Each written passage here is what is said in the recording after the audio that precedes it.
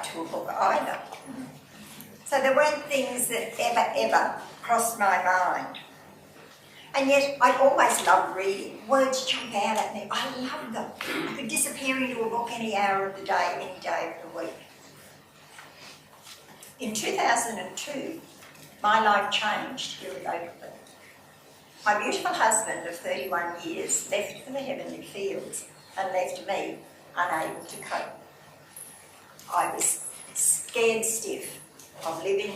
I was scared stiff of how I would cope. And I was scared stiff of creating a new life.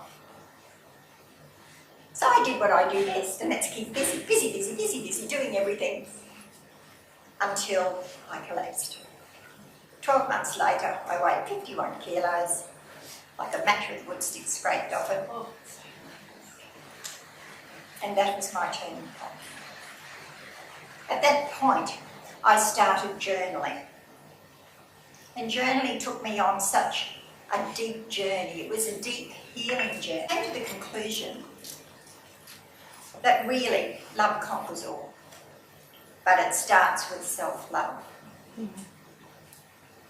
And in this process, my early life bubbled up. And it just churned inside me, aching to be released.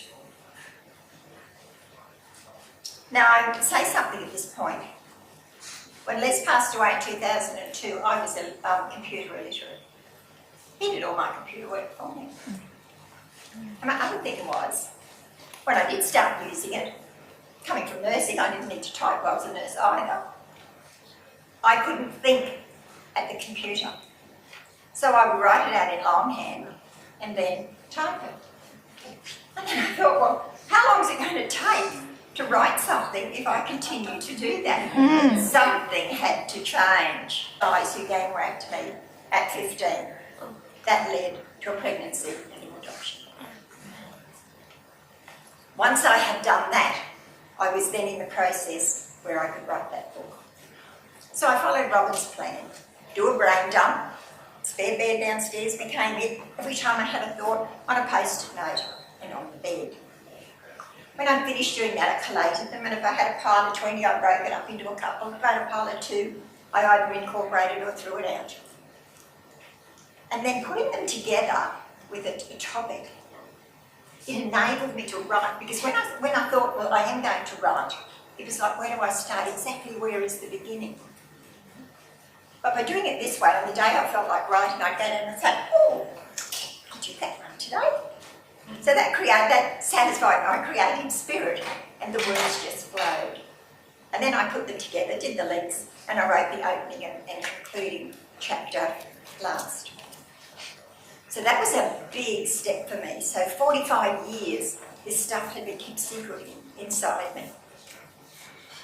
For me to come out and my story to go public blogging, and my first blog was Paint the Ceiling Beige, and that came about through regaling a blogger with stories of my internet dating.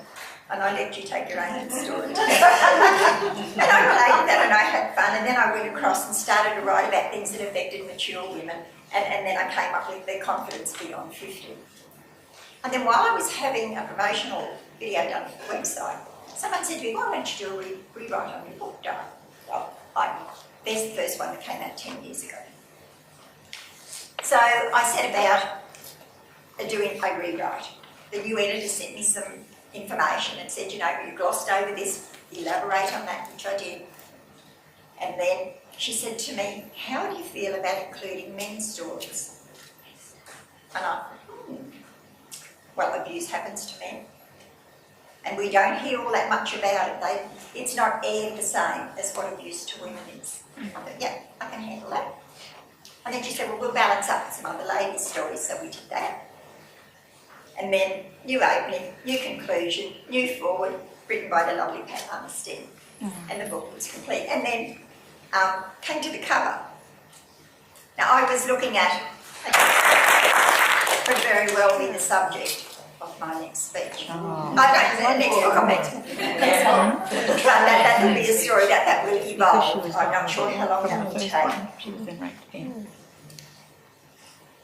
Because abuse is not going away. We see and hear it every day of the week. So somebody needs to approach it from a different direction. Yeah. I'm looking at what we can do, early intervention, something else that's going to change the mindset. So at the moment now I'm considering doing a web TV program, uplifting humanity, one person at a time. Oh, that's great.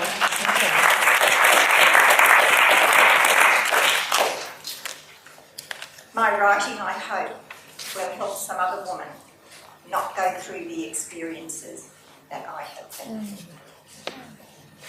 So in conclusion today, I've enjoyed so much hearing the other authors. We've learned so much.